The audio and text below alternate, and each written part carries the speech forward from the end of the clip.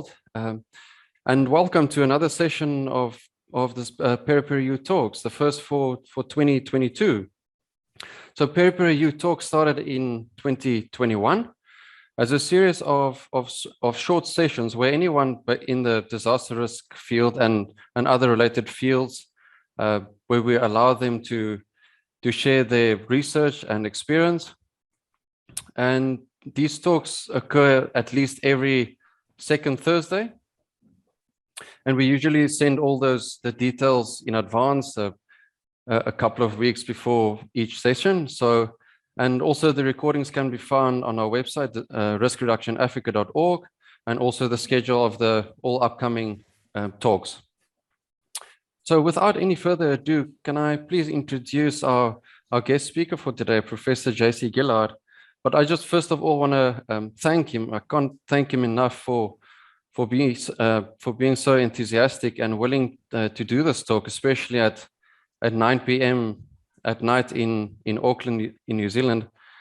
And yes, so Professor Gaillar is a professor of geography in the School of Environment at the University of Auckland.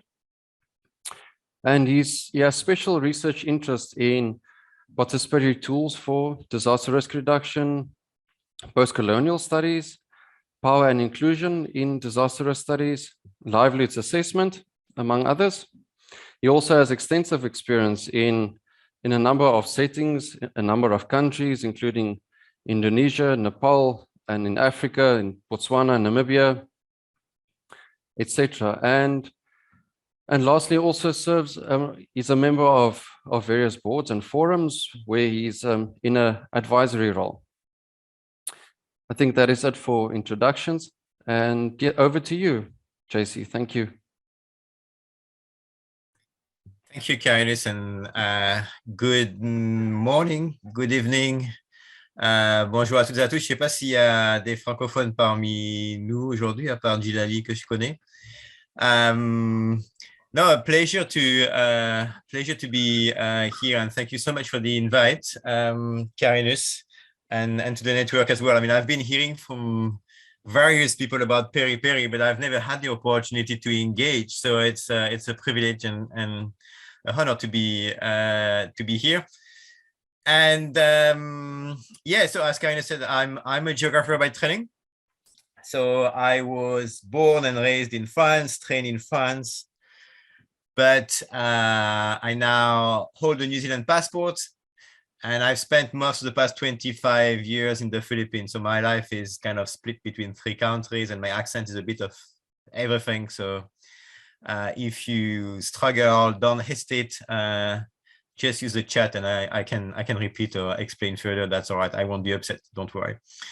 Yeah, so I'm a geographer by training, and I've spent the past basically 15-20 years working a lot with NGOs and local government agencies and community groups, mostly in the Philippines, but elsewhere as well in Asia and the Pacific. A very little bit in Botswana and Namibia a few years ago, but I know basically nothing about Africa. I mean, this was not long enough for me to claim any expertise in that space.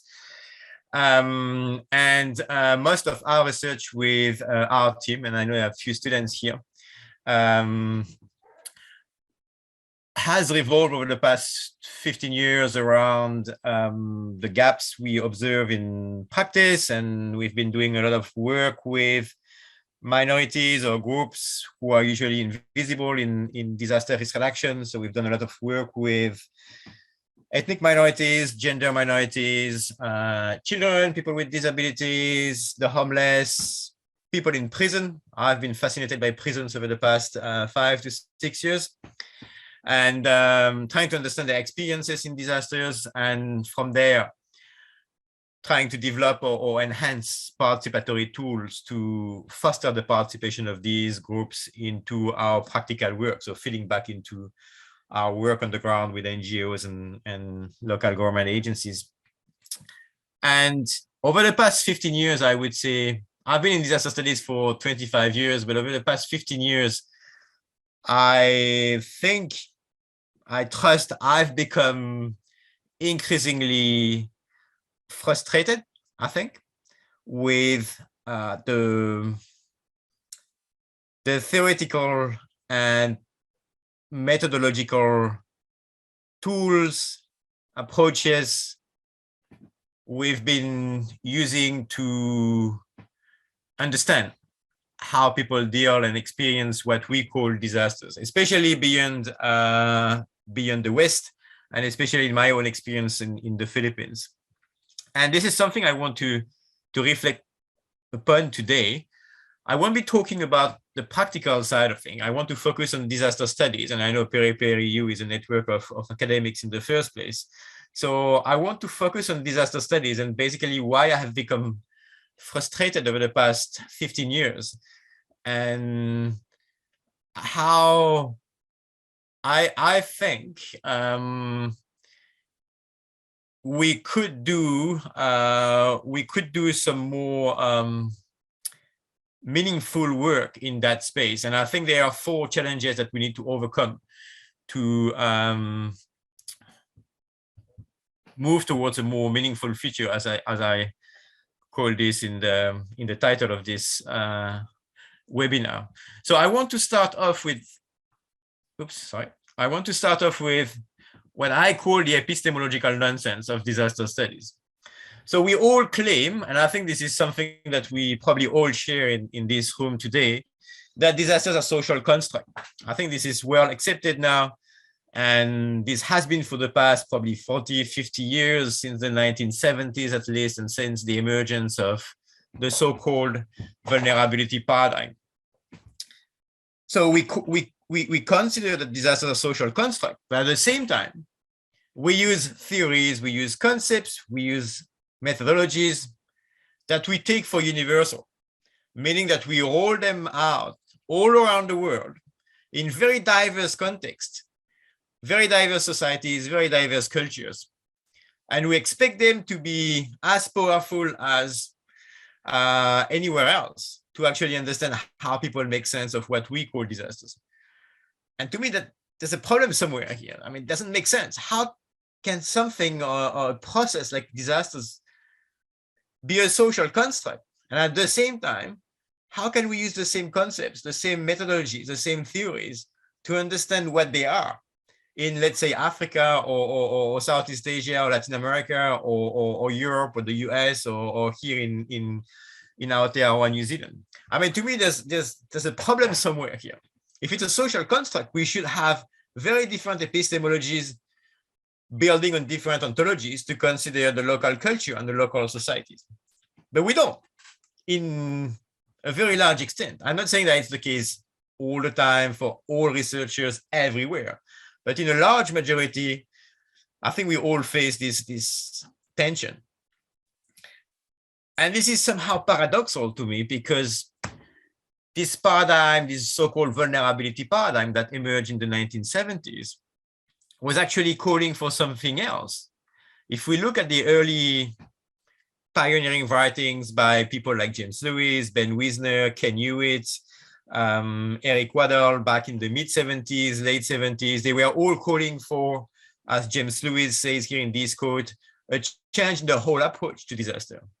And they were very careful then to emphasize, as Ben Wisner was mentioning in one of his papers in Disasters, that we have to build upon local knowledge and local understandings of the world. But we haven't really been doing so, I believe, and I'm going to discuss this a bit further in a few minutes. And we were meant then to unpack that kind of relationship between nature and people and societies that we've kind of taken for granted. And this is where I want to start with my first challenge somehow, because I'm going to focus mostly on disasters that we associate with natural hazards. But I want to start with this common assumption taken for granted almost by anyone now doing research on disasters, that disasters are what sits at the interface between nature and society. And I want you now to start off by maybe helping me unpack this a bit further by answering a short Vivox poll. So Vivox is a short or a small polling device similar to Menti or similar to Socrative or Kahoot, but a bit less gamified. So I would like you to answer this very quick question, which is, what is a disaster for you?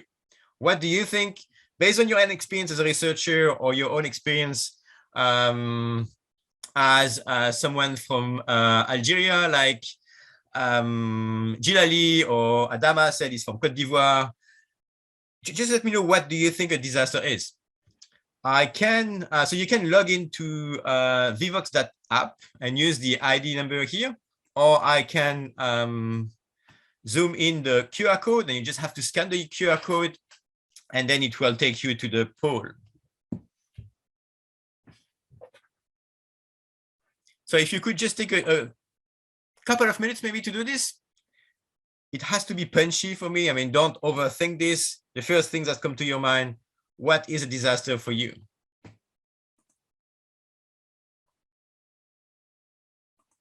All right. Are you all in the poll? I should see how many people are in. I see 3 people in. I can zoom in the QR code as well. I know students nowadays like to use QR codes more than anything else. You still have the app web address here, vivox.app, and then the ID number 158377608. We've got 4 people now.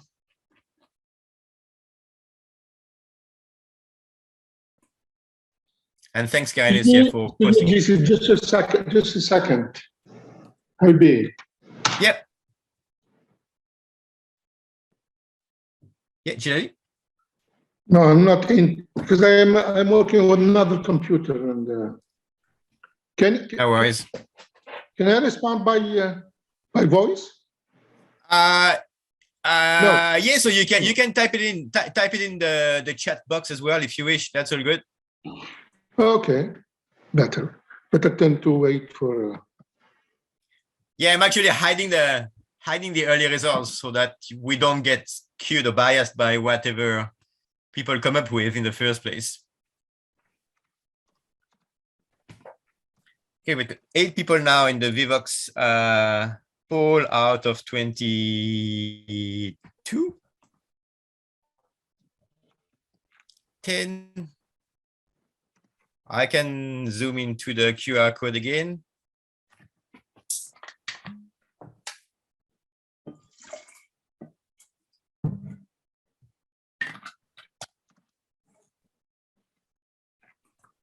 And by the way, before I forget, if there are any Francophones in the room today, don't hesitate to reach out to me. I know many Francophone colleagues who are craving to link up with Francophone researchers in Africa. So don't hesitate to reach out to me. I've got my contact details in my slide at the very end of my presentation. So don't hesitate to send me an email or through Twitter or Facebook. I'd be super happy to be in touch. Okay, it should be pretty quick, right? I think Vivox should give you max 20 words to answer the question. Don't overthink the answer. Okay.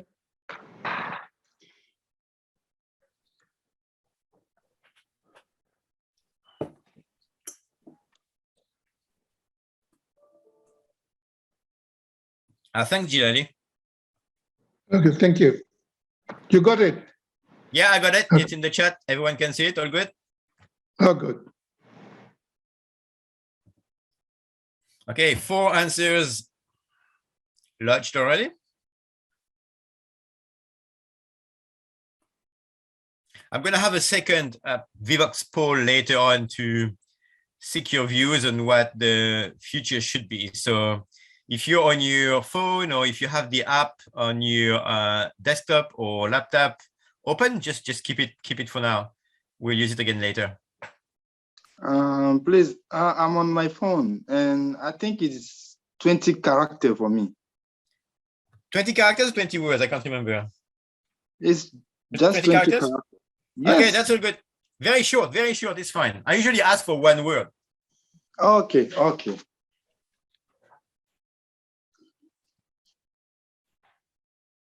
just to have a rough idea of what we all think and try to build the argument out of this afterwards.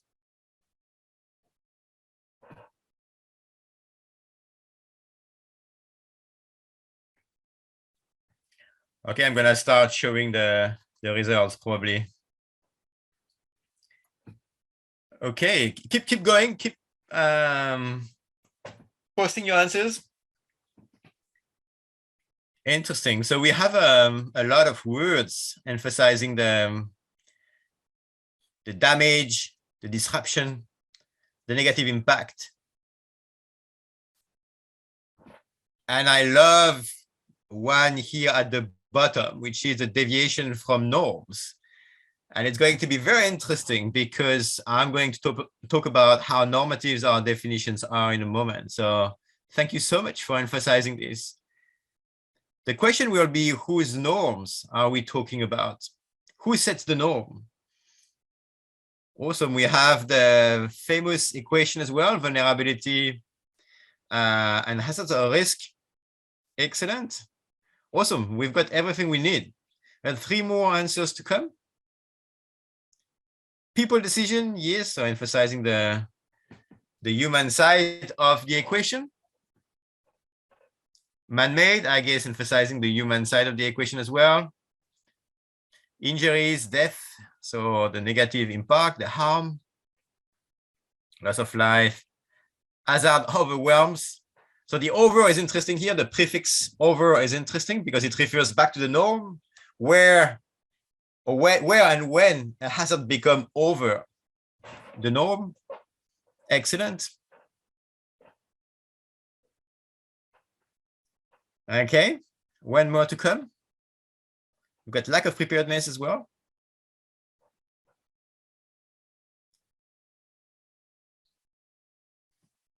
Okay, 1 more to go. Awesome. Oops. It's been rearranged on my screen. I'll share the results of the poll as well. I'll send my slides and I'll probably include these poll results in the slides, and I'll send everything to Karinus afterwards. I mean, feel free to use them as you wish afterwards. Okay, we'll move on just for the sake of keeping time. Thank you so very much. And we're gonna use these words to build our arguments now. And most of these will be fully relevant to the point I want to make, at least for this part of my argument. Now, so one of you emphasized this equation. However we phrase the equation, there are so many iterations of it, whether we include capacities, whether we include exposure, blah, blah, blah. But often we position disasters at the interface of nature and society, and the disaster occurs when the damage, when the losses of life, when the impact, when the harm that you all emphasize in your words cuts that threshold of the acceptable. So beyond the norms of what's acceptable somehow, but acceptable to whom? And where does this idea of harm resulting from nature over a society becoming a disaster? At least in disaster studies, I'm not saying that this doesn't apply anywhere else in the world or everywhere else in the world, but at least the way we understand this intersection between nature and society and the harm that crosses that threshold of the acceptable, the norm, is inherited largely from Europe's 18th century and the age of enlightenment, especially in France, in Germany, and in England, right? And we often associate this as the legacy of the 1755 Lisbon disaster, and we often refer to this event as the first modern disaster. And we often refer to the conversation between Rousseau and Voltaire around why so many people died in Lisbon then. It wasn't the fault of nature alone. It was because so many people were living in such tiny place and living in high buildings, and they couldn't escape. So we often associate that idea of nature causing an acceptable harm to society to Europe's 18th century. And this is a bit beyond just this event, actually, because this is how during the 18th century in Europe, we started to pitch this project of modernity, as Habermas would call it. This idea that for people and societies to flourish, they need to be freed from this potential harm from nature. So we need to move that idea that nature could cause harm onto people for people and societies to develop, to flourish. So we need to control nature. We need to prevent natural hazards to become harmful. And it's this idea of life as it was meant to become in Europe in the 18th century that set the norms, that set the acceptables that we consider today as the threshold between something which is an aster and a dis, when everyday life become a disaster. So the prefix dis here marks that jump beyond that normative expectation, as in Fritz's seminal definition of what a disaster is here. Fritz, the American sociologist, who was one of the pioneers of the American tradition of disaster sociology. So there's normal expectations of what life should be, and harm and nature shouldn't cause harm beyond these normal expectations. And that refers back to your norms in your words just before. And these are the norms that we set in Europe in the 18th century, that nature shouldn't cause or shouldn't prevent people to flourish. And this is very similar. I mean, this threshold, these norms are very similar in a disaster. For example, the disaster to the prefix dis in disease, for example, right? When a particular physiological condition crosses a normative threshold and it becomes a disease. Same thing for mental behaviors. When we draw a line between what's acceptable behaviors and what becomes mental disorder, right? So we draw a line. But in medicine, if you look at the list of the International Compendium of Diseases, or if you look at the DSM of the psychiatrists, these change all the time. There's no such a thing as an actual definite norm. So it's very, very difficult. Here, the norm is based on the expectation or the expectation that we have inherited from Europe in the 18th century. I could go forever on this. I'm going to move on. The thing is, these norms and this line that we draw between the disaster and everyday life, and the normal expectations of everyday life, have become a sort of justification for international intervention and for outsiders to step in. This is how the UN classically defined, for example, what a disaster is.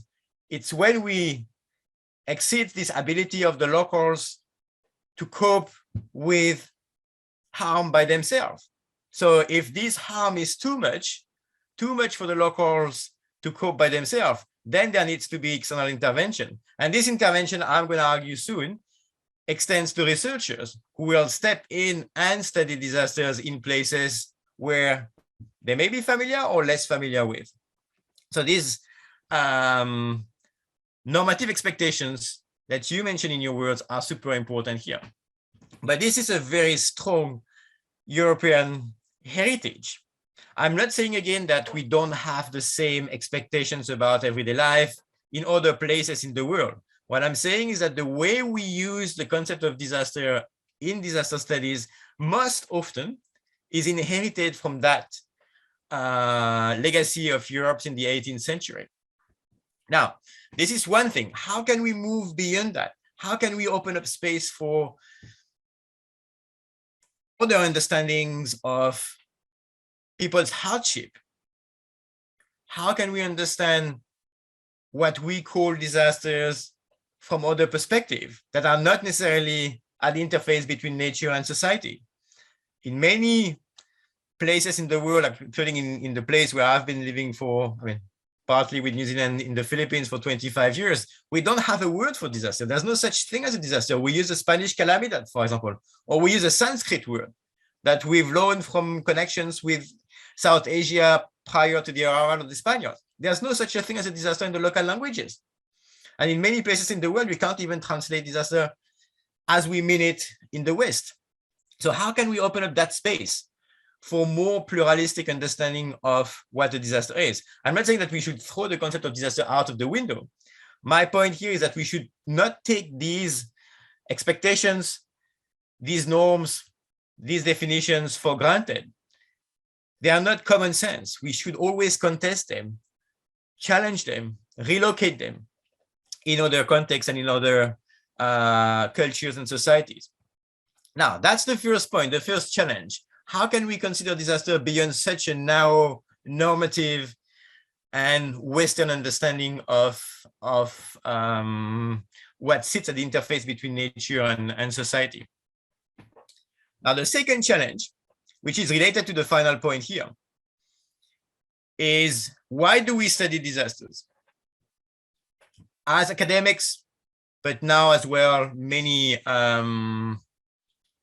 NGOs engage with research, many international organizations engage with research. So it almost extends to the whole field. Now, I personally deeply believe that a vast majority of us work on disasters because we want to do good. We want to help. We want to contribute to reducing people's suffering. We want to do, we want to help. That's for sure. And I'm not challenging people's and colleagues' commitment to do good in this world and to help alleviate people's suffering. Now, in the academic environment, nonetheless, we are bound to many constraints that are linked to the obviously neoliberal environment that drives our institutions and that encourages upward accountability. We are bound to our promotion guidelines. We are bound to our yearly or evaluations of past 5 years. For us in New Zealand, it's 6 years. I think REF in the UK is what, 5 years? So we are bound to these kind of expectations that we need to produce research, we need to publish, we need to present at international conferences, we need to be cited more and more, we need to meet whatever impact factor or I-10 index or whatever. And that drives, in a large extent, which disaster we study and eventually how we study them as well. So here I'm just using the 4 disasters as we pitched them just before. The 4 disasters that have steered the most attention over the past 20 years or 15 years, starting with the 2004 South Asian tsunami. Now, if we look at these trends of publications, insane actually, right? I mean, Katrina, there were more than 100 publications a month in the year, actually in 2005, in the 2 months following the disaster. Insane to me that we can publish so much in such a short period of time. How can you actually produce research in such a short period of time? And then it decreases progressively. We have less and less publications the more we drag on in time. The point here is that if we're the first to publish, we get media attention, we get attention from our universities, we get more citations. The first to publish will be cited eventually, etc., etc. So there's a sort of carrot for publishing quickly and more. And we all researchers tend to focus on the large disasters because, and me included in the past, my PhD was on Mount Pinatubo in the Philippines, so obviously a big thing. I was fully part of this. And obviously, we are attracted by these large events because there will be funding attached to them. We will be able to generate funding for our universities. I haven't mentioned that, but obviously the more money we bring in the coffers, the better for the universities. So the big events will steer the most attention and bring the biggest potential for publications and attention afterwards. And we overlook all the smaller events. And we know now, I mean, UNDR has made a lot of noise about this, and other colleagues as well, that the cumulative impact of smaller events is probably higher than the impact of large events. We know as well that these large events are just the extension of everyday hardship for those people who are affected. And that was the very point of the so-called vulnerability paradigm in the 1970s. So we are kind of focusing on these big events, but missing out on a large part of people's suffering that we want to alleviate in the first place. So our kind of choices in terms of what we research and why do we research particular disasters is driven as much as by our desire to help and to alleviate people's suffering as by our accountability to our institutions. And to me, that's a problem. That's a real challenge. I mean, personally, I've been asked to work in Nepal, in Vanuatu, in Haiti, even in the Philippines in after Typhoon Yolanda in 2013, and I've refused in all cases because I've never felt comfortable anymore doing this. I mean, I did this after the 2004 tsunami, for example, and I've published. I was very fully part of this kind of trend post 2004, and afterwards you start to realize maybe there's something wrong there. Why do we do this? So that was my second challenge. How can we balance our accountability to give prime importance to local priorities, to what matters to the locals, to those who are affected? Maybe it's about everyday life. Maybe it's about a small landslide. Maybe it's about a small flood. Maybe not about the big things where all the attention goes. That was my second challenge. Now, third challenge, and to me that becomes more and more interesting. So this is the epistemological challenge and methodological challenge. How do we study disasters? And I gave hints of this early on. But again, back in the 1970s,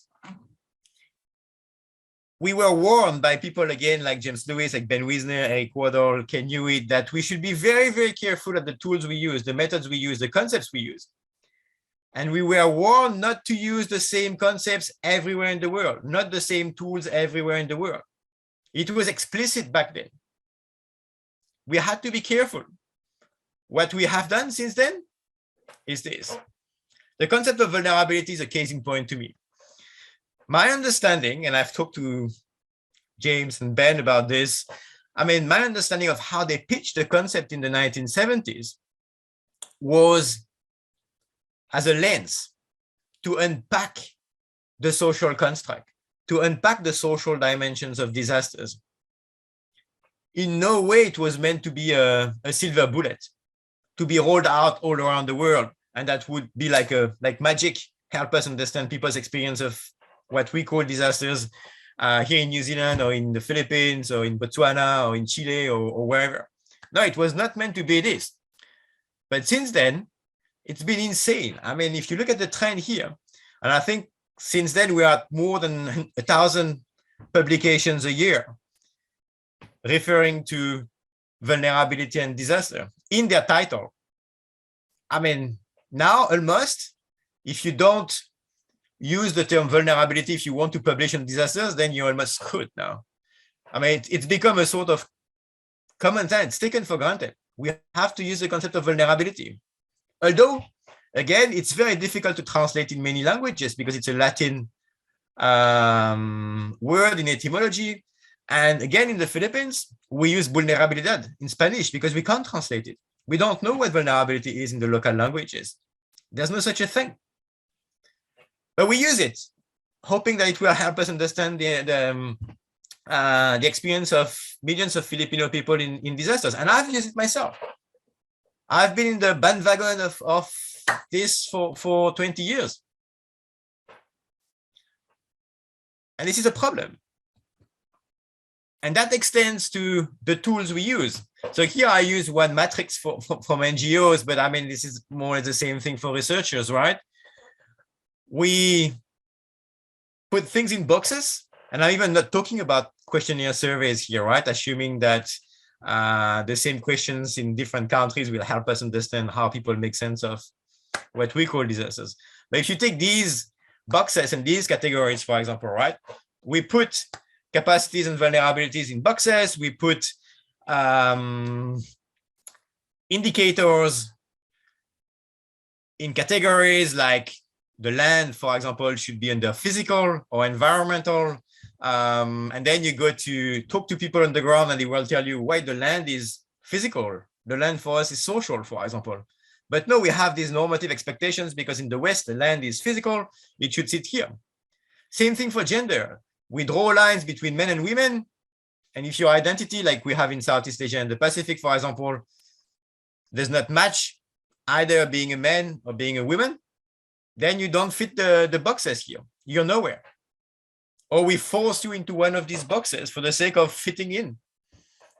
And we have many other gender identities in the world that do not match these normative expectations that if, in terms of gender, you should be a man or you should be a woman. And I'm not talking even of the LGBTIQA minorities here. I'm talking about indigenous gender minorities, right? Like we have in Samoa, Fa'afafine, or in the Philippines, Binabae, or Waria in Indonesia. I'm talking gender beyond the binary here, right? So we force people into boxes. We force people's resources into boxes. Again, the example of the land. Whether it makes sense or not from the local perspective, ultimately doesn't really matter, because we want to publish after these expectations and we want to be cited. There's a problem here to me. How can we overcome this challenge? How can we think of more epistemologically grounded approaches to understand disasters, tools, methods that make sense of local world, I would say worldviews, but I've been very influenced in my work over the past 2 years by the Nigerian sociologist Oyewumi, who's worked on gender, and she uses the word world census, because she makes the point that viewing and sight is a very Western thing. Again, it doesn't mean that it's not important elsewhere in the world, but for her, in her society, I mean, it's not only about sight, it's about smell, it's about touch, it's about other things than just viewing the world. You make sense of the world through other senses as well. That's why I'm not talking only about ontologies being worldviews, but being world senses somehow. Anyway, I'm looking at the time as well. Flies. Okay, so how can we open up spaces, ontological and epistemological spaces beyond these very normative expectations about what a disaster is and how we should study disasters. The fourth challenge is, in a way, the bottom line issue, is who actually does study disaster most often. I'm using here some data. They are skewed in a way, but this is somehow the best you can find at the moment, which is based on the famous CRED MDAT database. I'm sure you all know it. And it's skewed towards large events. We all know that. Fine. And I'm using as well a distribution of countries here based on the OECD list of members. So depending on how we define the West, I'm of the agreement that, as the poet and novelist from Martinique, Edouard Glissant, once said, the West is a project. It's not a place. So it's an imperialist project that emerged in Europe, but which is beyond Europe now. It is carried over by other institutions that are global and by countries that are not located in Europe. So the OECD kind of fits the bill in that sense. But if we look at the data here, 93% of disasters recorded in MDAT happen in non-OECD countries. But 84% of those who published or who led publications in the journal Disasters, which is meant to be the flagship journal in the field, over its first 40 years, 84% of these lead authors were based in OECD countries. So of course, amongst these 84% of authors, there are authors coming from Africa, coming from Asia, coming from Latin America, but they are based in institutions in the North, in OECD countries, that force these normative expectations upon you as an academic, where you have to be accountable to your university or research institution, you have to publish, you have to use these Western concepts, otherwise you won't get published. So they kind of, they in many instances, not all of them, thanks, fortunately, but they kind of fit within that kind of normative expectations of the West. So there's a discrepancy here, right? Those who study disasters are not based in the places where the disasters occur.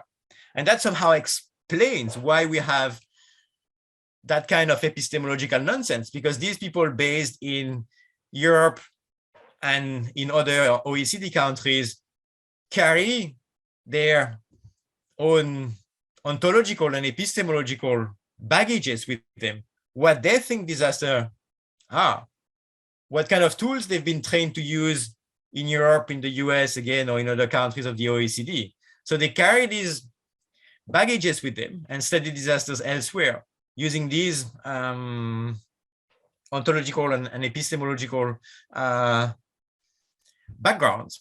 And they can be diverse, right? I'm not saying that there's one such thing as a monolithic Western legacy, right? We have different paradigms, we have different approaches, different methodologies, but they all in the end fit within this kind of Western heritage. A focus on a few events here. I mean, China being the exception that confirms the rule somehow. But if you look at Katrina, for example, in the US, more than 90% of the researchers who published on Katrina afterwards were based in the US. On the other hand, only 4% of those who published in the Haiti earthquake were based in Haiti. So of course, there are many Haitian researchers in France and in the US, but still, there's a discrepancy. And again, these Haitian researchers trained in France or trained in the US, many of them, not all of them again, would use Western approaches to understand disasters, right? Even us in New Zealand here, somehow settler country, we have seen an influx of researchers, especially from Northern America, after the 2010, 2011 Canterbury earthquakes. The Philippines and Nepal are very much in the same space as Haiti.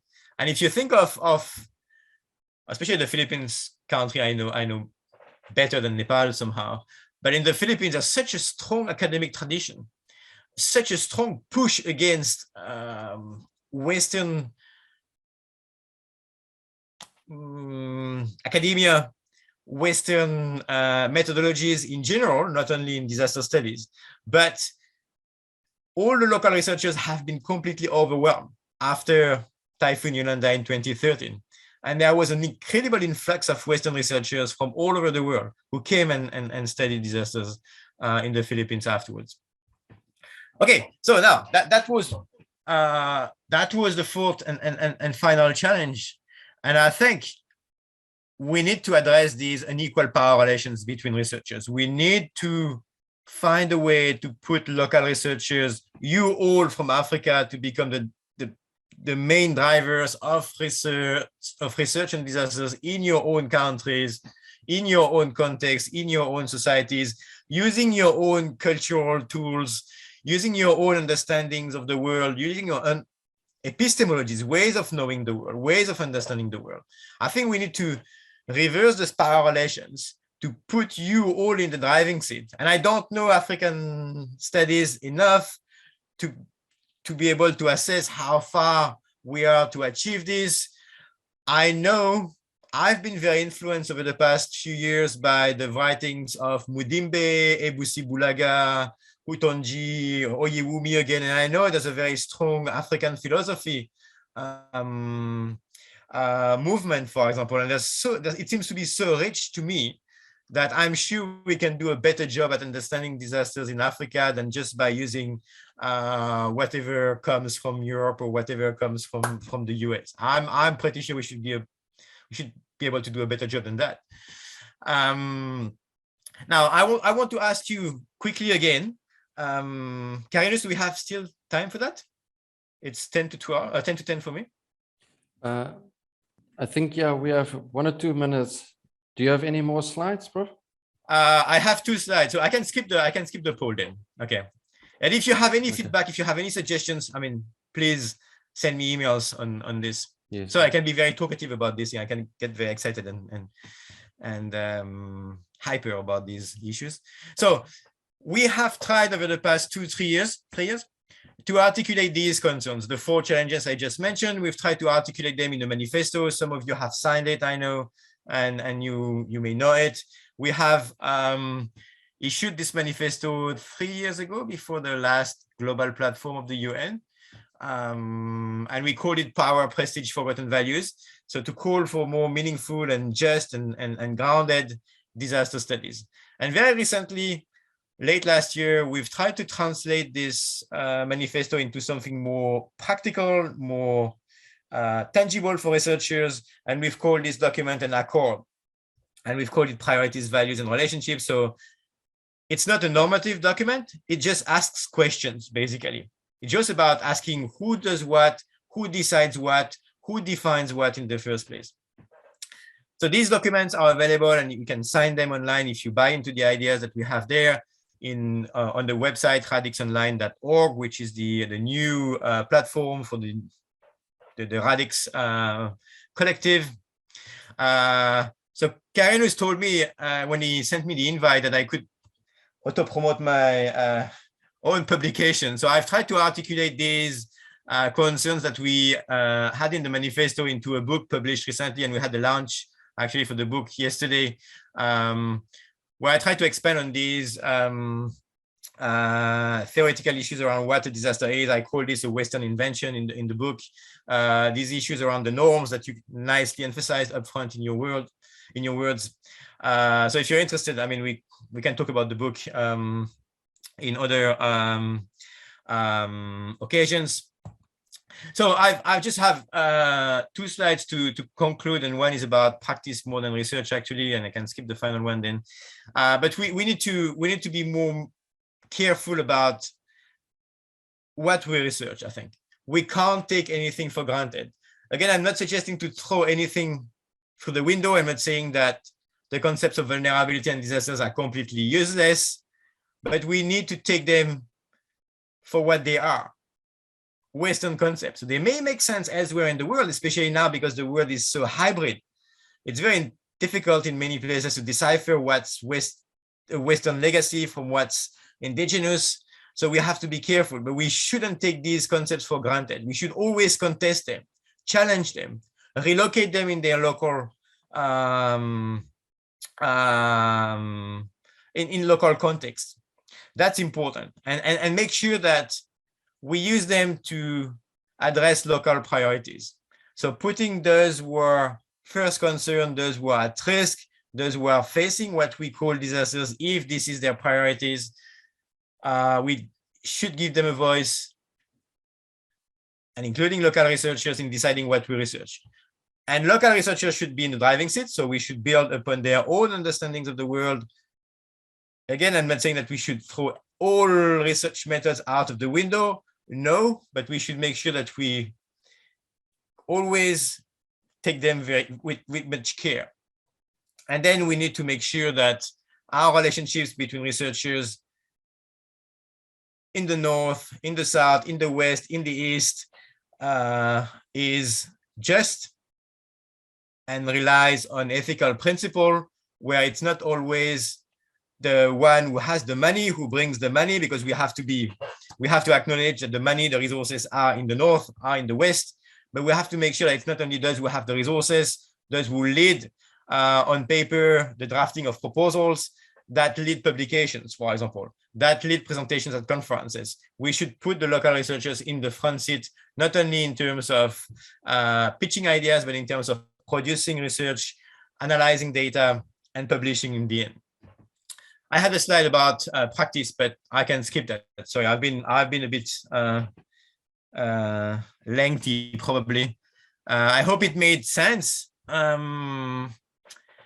Yeah, over to you if you have questions or queries. I'm happy to take any comments and criticisms.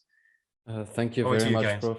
Absolutely excellent presentation and obviously thought-provoking. Thank you very much. I think just in the interest of time, can we jump to, there were no comments or questions in the chat. If anyone wants to raise their hand to ask something. And of course, if we still have time at the end, Prof, we can go to that poll you still wanted to do.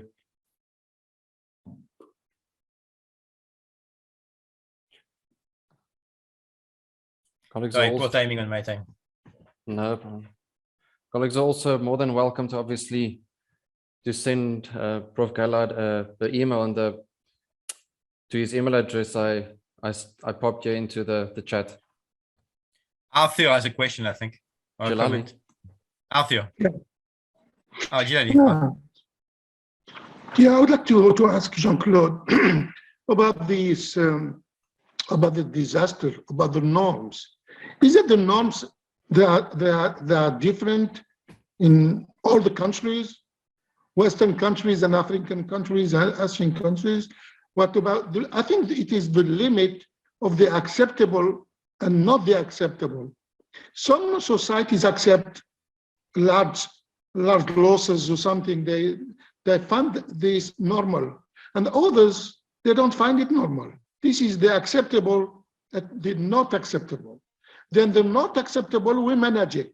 We have to study it and make a research and try to understand it to reduce the non-acceptable.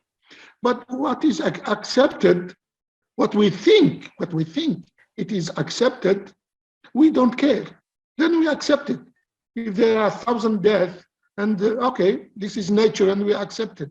And that's the difference, I believe, when you are in a disaster, and when you know how they come to disaster. If you say disasters are natural, then for some societies and culture, they just accept it. But for the others, when they see that this is social construct, they don't accept it. Then they have to manage it.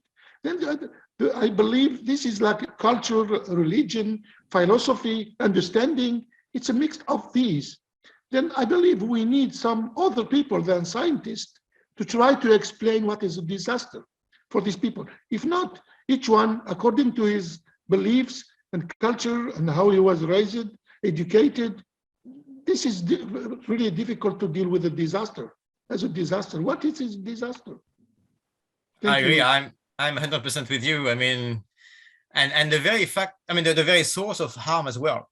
I mean, if I take the place I'm most familiar with in the Philippines, I mean, if we look at the very early dictionaries written by the Spaniards in the late 17th century, early 18th century, nowhere you will find what we call now a flood or the volcano as a source of harm.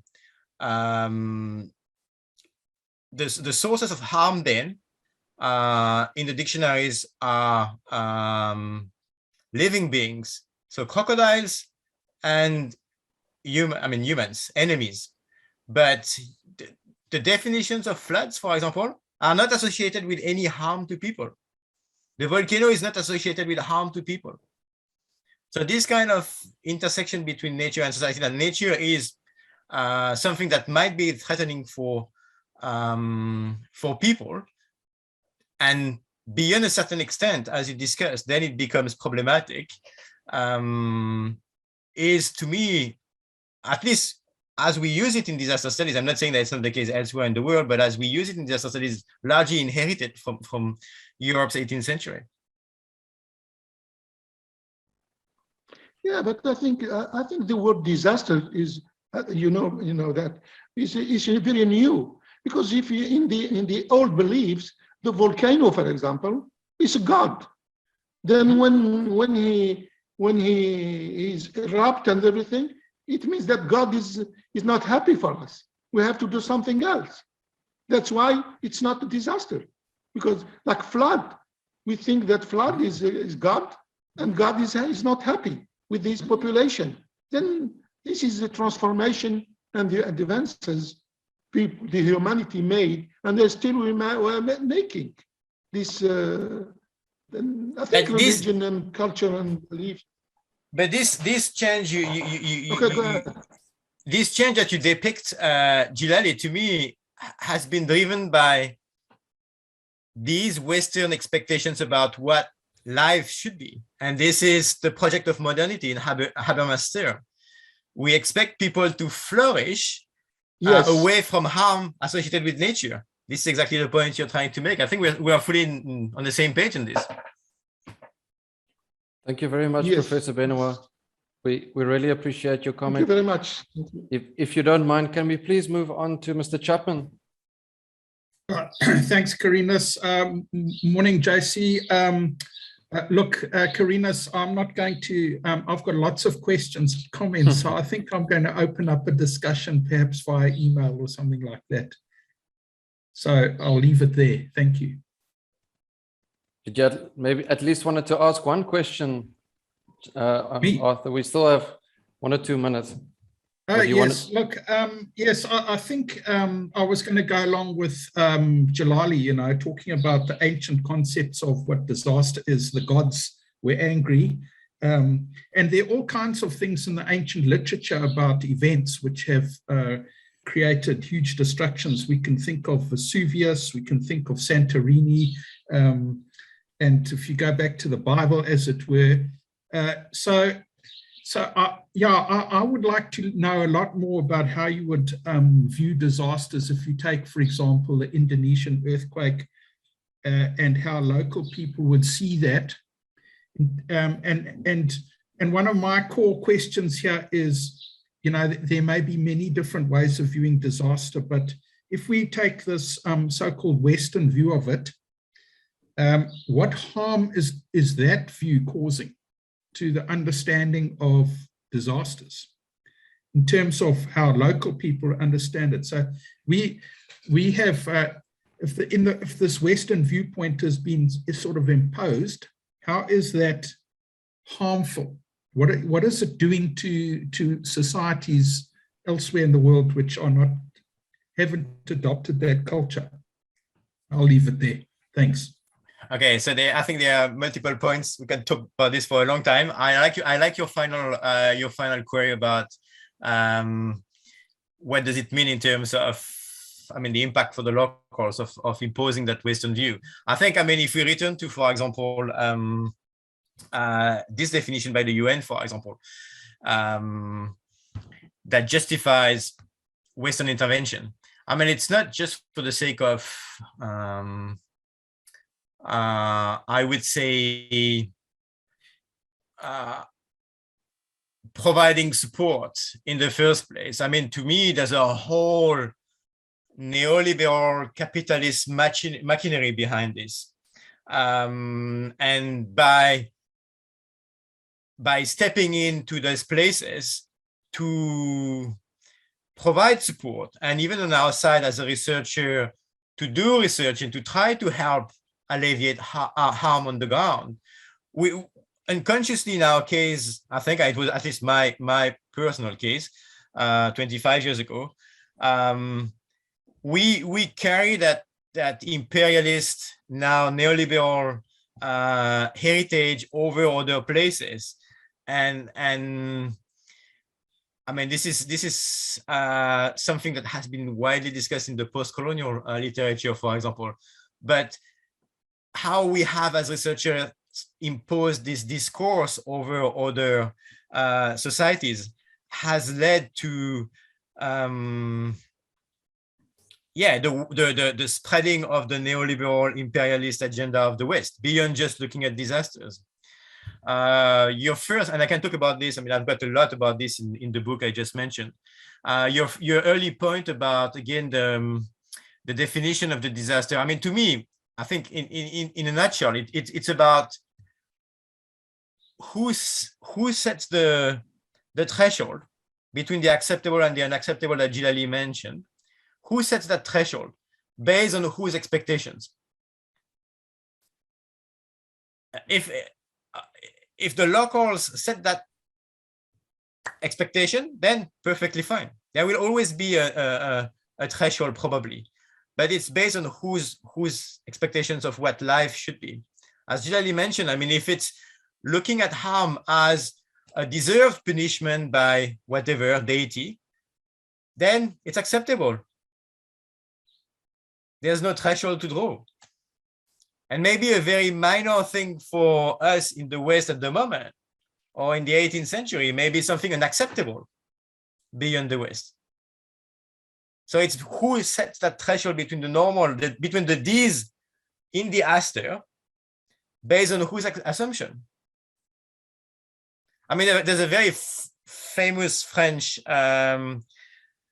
philosopher and doctor, medic, called Georges Canguilhem, who wrote this, to me, magnificent book called Le Normal et le Pathologique, the normal and the pathological in English, who talks about how we have defined what a disease is. How our expectations of what life should be has defined how some physiological patterns have become pathological, have become diseases.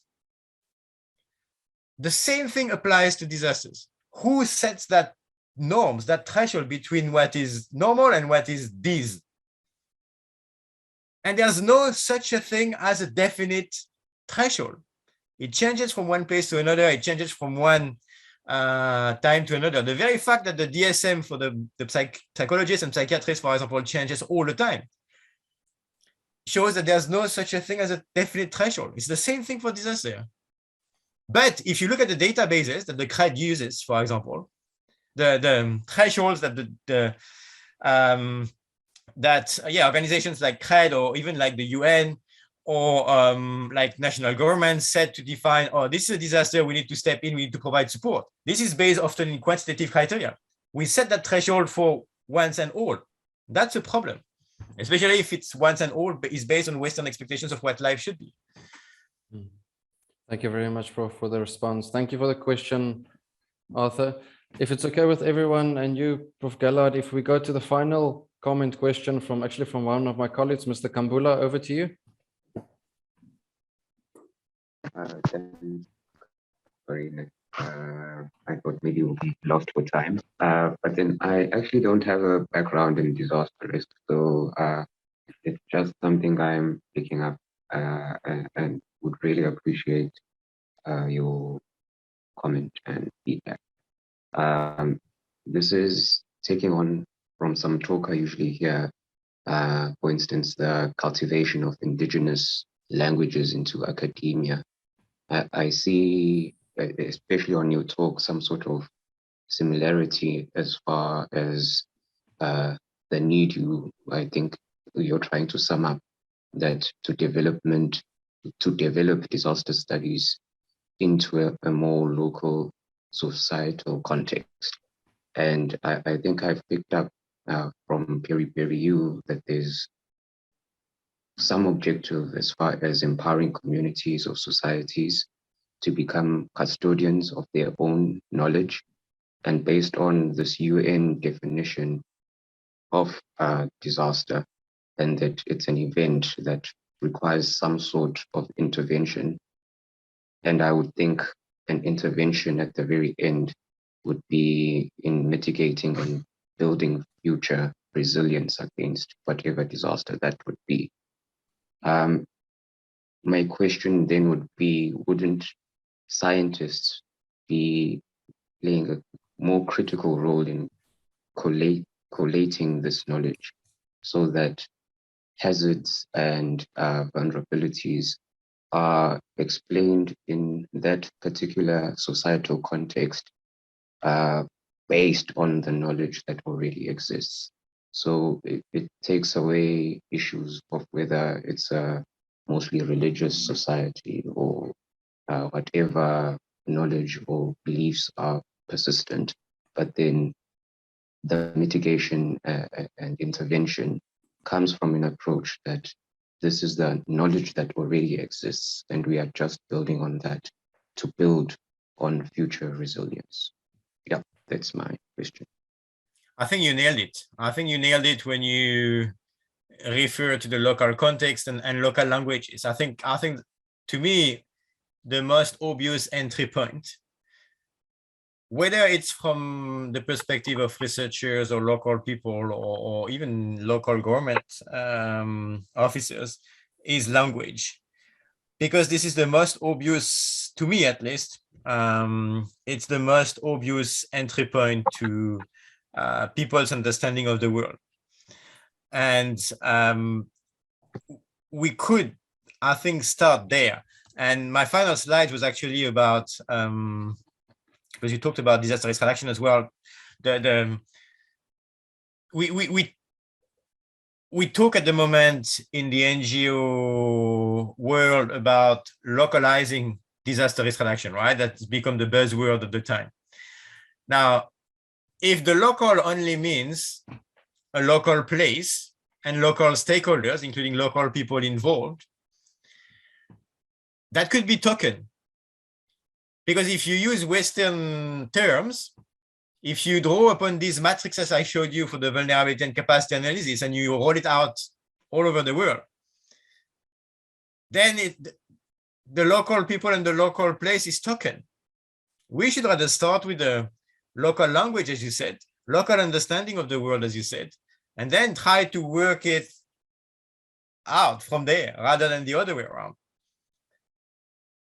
And I think this is crucial, and this is challenging at the moment because, again, we take things for granted, like it's common sense to use an HVCA matrix as if they were helping anywhere in the world.